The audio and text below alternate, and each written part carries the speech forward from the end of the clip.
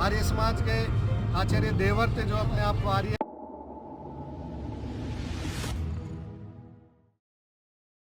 राजधानी दिल्ली के जंतर मंतर पे आचार्य योगेंद्र आर्य, पूर्व मंत्री आर्य प्रतिनिधि सभा हरियाणा व आचार्य राजेंद्र गुरुकुल कालवा हरियाणा के नेतृत्व में हरियाणा प्रदेश से आए सैकड़ों आर्य समाज के प्रतिनिधियों ने अपनी मांगों को लेकर विशाल धरना प्रदर्शन कर और नारेबाजी करते हुए प्रधानमंत्री व गृह मंत्री को सौंपा। उन्होंने कहा कि प्रदेश भर से हजारों की संख्या में आर्य समाज के लोग अपनी मांगों को ज्ञापन उपायुक्त के माध्यम से मुख्यमंत्री हरियाणा को ज्ञापन सौंपने के लिए 13 जुलाई 2024 को हरियाणा के शहर रोहतक में एकत्रित हुए थे, लेकिन गुजरात के राज्यपाल आचार्य देवव्रत के इशारे पर पुलिस प्रशासन ने उन्हें जबरदस्ती हिरासत में ले लिया। गौरतलब है कि यह प्रदर्शन राज्यपाल आचार्य देवव्रत व उनके ओएसडी डॉक्टर राजेंद्र वेदालंकार के खिलाफ पूर्व निर्धारित था। उन्होंने कहा कि लोकतंत्र में अपनी मांगों को लेकर शांतिपूर्ण प्रदर्शन करना व ज्ञापन सौंपना सभी का मौलिक अधिकार है। गुजरात के राज्यपाल ने अपने खिलाफ होने वाले प्रदर्शन को सत्ता का दुरुपयोग करके कुचलने का काम किया। विवश होकर अपनी मांग माननीय प्रधानमंत्री व गृह मंत्री जी तक पहुंचाकर न्याय की गुहार लगाने के लिए जंतर मंतर पर धरना प्रदर्शन करना पड़ा। दिल्ली से अतुल श्रीवास्तव की रिपोर्ट। जंतर मंतर पर आए हैं और ये पूरे भारत के आर्य समाज के प्रतिनिधि भी कुछ इसमें शामिल हुए, हरियाणा के भी प्रतिनिधि शामिल हैं।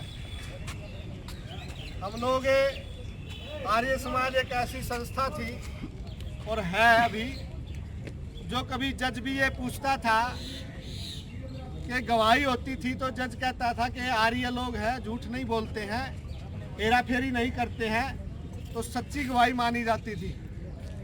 आज परिस्थिति कुछ लोगों ने आर्य समाज में घुस करके, जो आर्य भी नहीं है, आर्य समाज पर कलंक का काम कर रहे हैं, उन्होंने घुस करके आर्य समाज में आर्य समाज की गर्दन को और आर्य समाजियों की शर्मसार किया। आर्य समाजियों को आप लोगों के माध्यम से मैं ये कहना चाहता हूँ, हमारे जो मुद्दे हैं आज जंतर मंतर पर लेकर पहुँचे हैं और आज हम इसलिए आए हैं, हरियाणा के अनेक जिलों में प्रदर्शन किया है और आज हम इस प्रदर्शन को लेकर के जंतर मंतर दिल्ली में इसलिए आए हैं, आदरणीय प्रधानमंत्री जी, आदरणीय गृह मंत्री जी उनको ज्ञापन देंगे, उस ज्ञापन की आवाज़ को वे सुने कि हमारे यहाँ आर्य समाज पर आचार्य देवव्रत ने कब्जा किया हुआ है, गुरुकुल कुरुक्षेत्र पर कब्जा किया हुआ है, उनके ओएसडी हैं डॉक्टर राजेंद्र, उन्होंने दयानंद महिला महाविद्यालय कुरुक्षेत्र पर कब्जा किया हुआ है।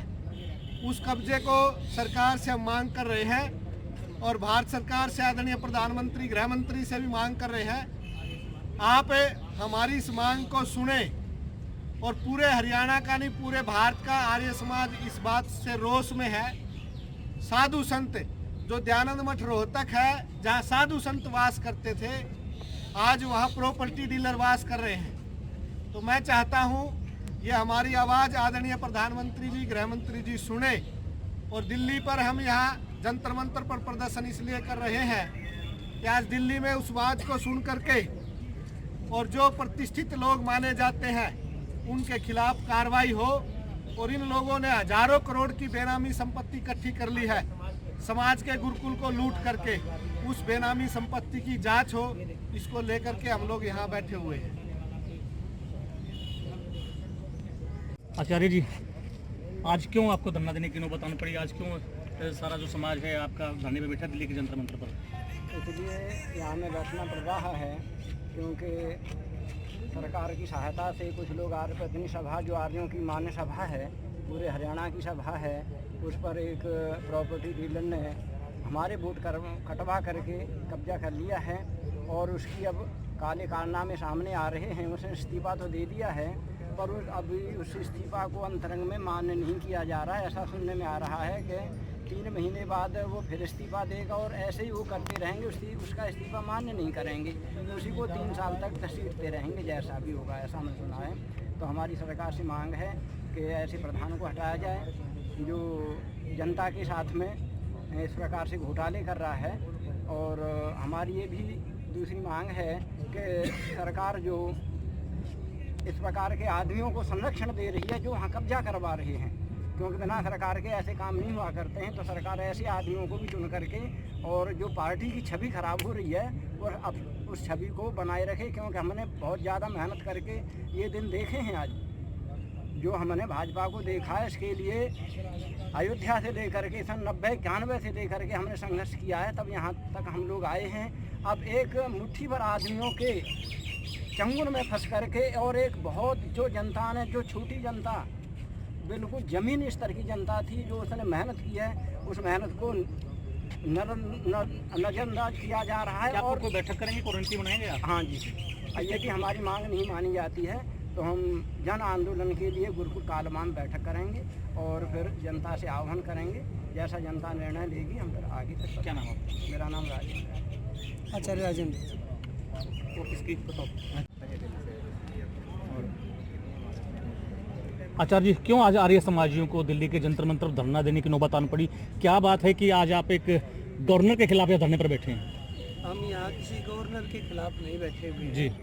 ये सत्य और असत्य की, झूठ और सच की, न्याय और अन्याय की एक लड़ाई है। संघर्ष हम कर रहे हैं। वर्तमान समय में आर्य समाज बहुत ऐसी दयनीय स्थिति से गुजर रहा है कि आज साधु संतों को इस प्रकार से जंतर मंतर पर प्रदर्शन करने के लिए एक ऐसी स्थिति में आना पड़ा। आर्य समाज का काम समाज को मार्गदर्शन करने का था, पद प्रदर्शन करने का था, परंतु आज आर्य समाज स्वयं भ्रष्टाचार से लिप्त है।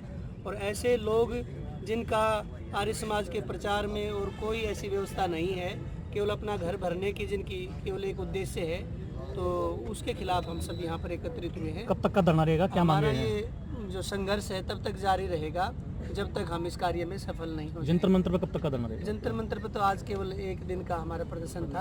हाँ, प्रधानमंत्री को ज्ञापन देने के लिए हम यहाँ इकट्ठे हुए हैं। और इसके बाद अगर हमारी सरकार हमारी सुनवाई नहीं करती है, सरकार से हम न्याय की अपेक्षा रखते हैं, सरकार हमारी सुनवाई नहीं करती है, तो हम हरियाणा के प्रत्येक गांव-गांव में जाकर इन सब का हम कच्चा चिट्ठा खोलेंगे और समाज को जागरूक करेंगे। क्या नाम है आपका? स्वामी ब्रह्मानंद।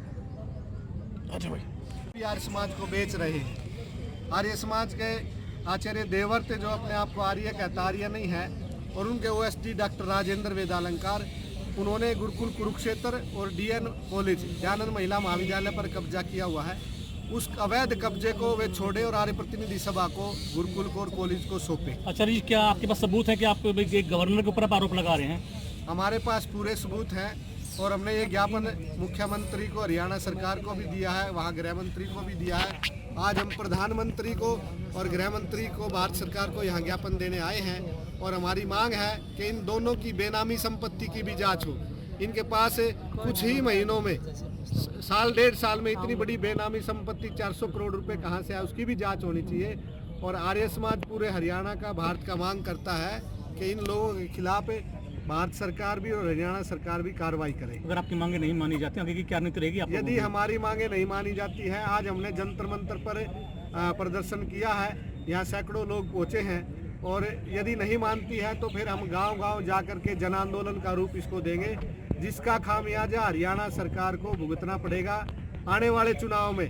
ये लोग कहते हैं कि भाई ये चुनाव आ गया इसलिए नहीं, हमारा चुनाव सिर्फ वोट की राजनीति से कोई लेना देना नहीं, परंतु आचार्य देवर्त राजनीति के संरक्षण पा करके और आर्य समाज के साधु संतों को तंग कर रहा है। और ये कह रहे थे साधुओं की सरकार है, इसलिए जो मोदी सरकार है, बीजेपी सरकार है, हरियाणा में भी और सेंटर में भी, वो इस बात को समझे। यदि नहीं समझे तो इसका खामियाजा उनको फिर भुगतना पड़ेगा। क्या नाम आपका? मेरा नाम आचार्य योगेंद्र आर्य, पूर्व मंत्री, आर्य प्रतिनिधि सभा हरियाणा। ताज़ा खबरों से जुड़े रहने के लिए हमारे चैनल को सब्सक्राइब